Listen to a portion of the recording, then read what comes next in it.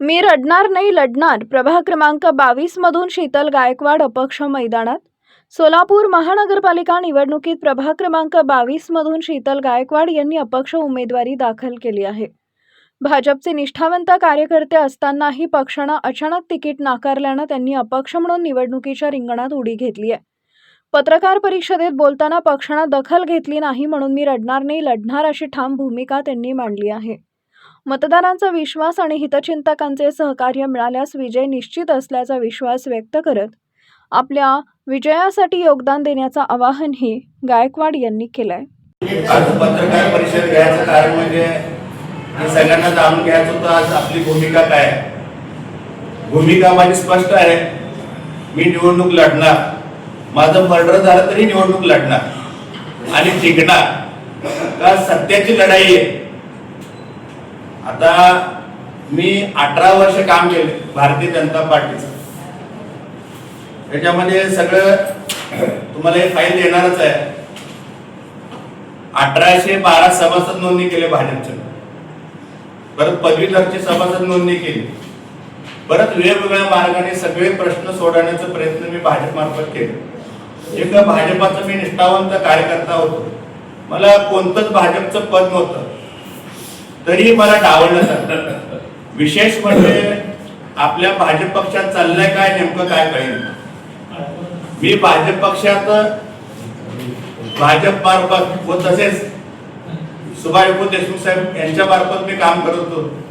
माझे जो नेता होते बापूसाहेब, ते खासदार होते, 3 टर्म आमदार होते आणि एकदा मंत्री होते। अशा भरगतच्या नेत्याच्या मार्गदर्शनाखाली मी काम करत होतो। या नेत्याने मला 2 महिन्या अगोदर आरक्षण पडल्यानंतर किंवा कळाल्यानंतर मला भर सभेमध्ये तिकीट फायनल केलं भाजपचं। पुरुषमधनं शीतल तू 22 मधनं थांब। त्यावेळेस एक 1100 ते 1200 लोक होते।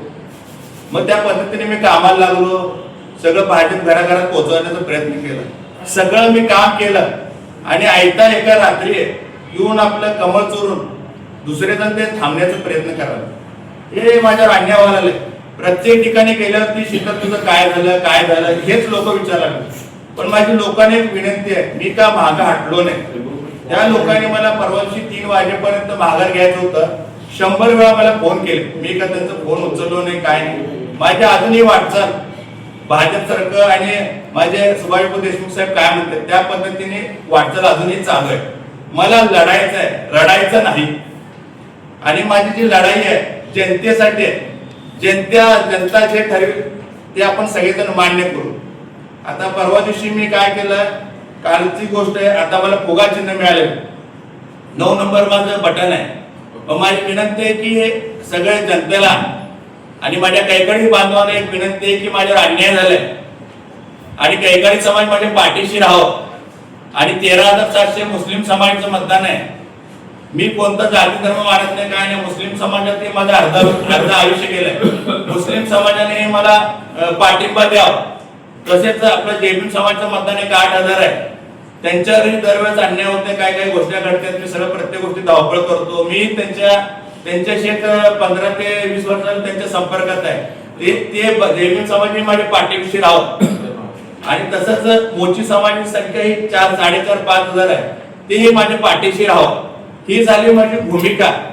पण आता महत्वाचं सांगायचं म्हणजे आता एक तर माझं कमळ चोरून घेतले किसन जाधव आणि नागेश गायकवाडांनी।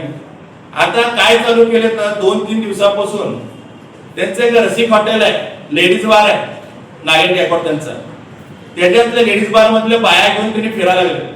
माझ्यावर पोस्को होते का, 376 होते का, हे असं रडीचं डाव चालू केलं। आता काल आपल्या तुमच्यासारख्या एका सूत्रानुसार कळालं की MIDC ला माझ्यावरची 420 गुन्हा दाखल करायचा प्रयत्न केलाय किंवा गुन्हा दाखल झालाय।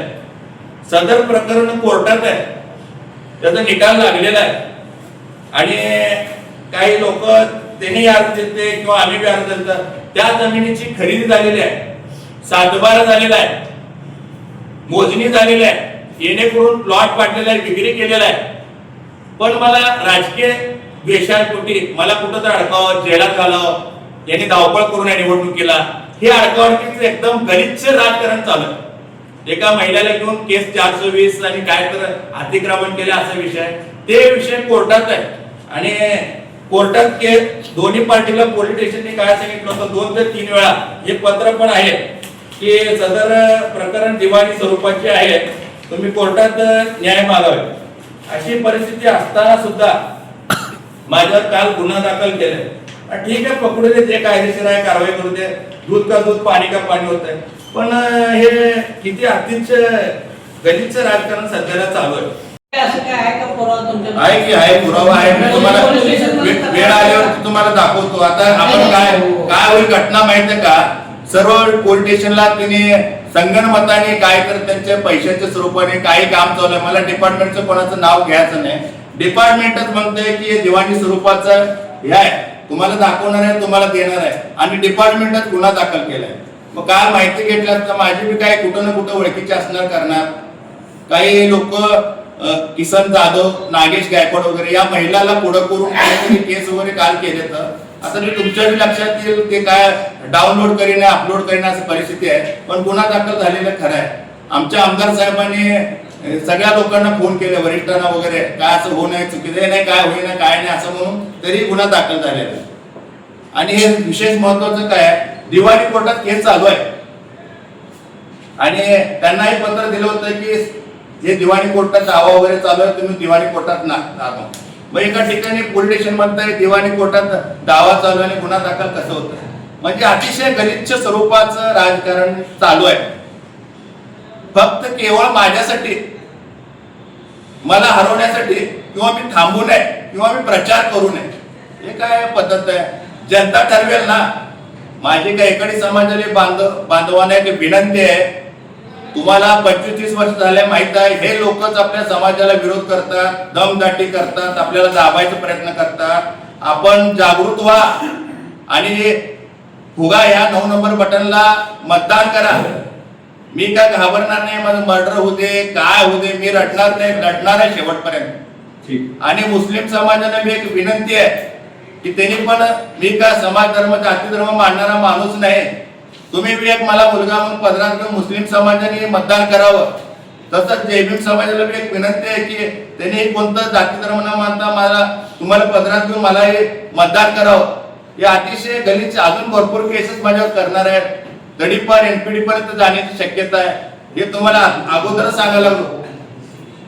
माझी एक विनंती आहे, हे सगळे जे काही इथं खालचं गलिच्छ राजकारण चालू आहे, मुख्यमंत्री साहेबांना, देवेंद्र फडणवीस साहेबांना तुम्ही माहिती पोच करावं, बावनकुळे साहेबांना पोच करावं, रवींद्र चव्हाण साहेबांना पोच करावं, पालकमंत्री साहेबांना पोच करावं. अतिशय गलिच्छ राजकारण, मला कधी पोलीस स्टेशन उचलू शकेल, कोणत्या खोट्या केस मध्ये अडकू शकेल, माझं जामीन होऊन देणार का नाही हे मला माहित नाही.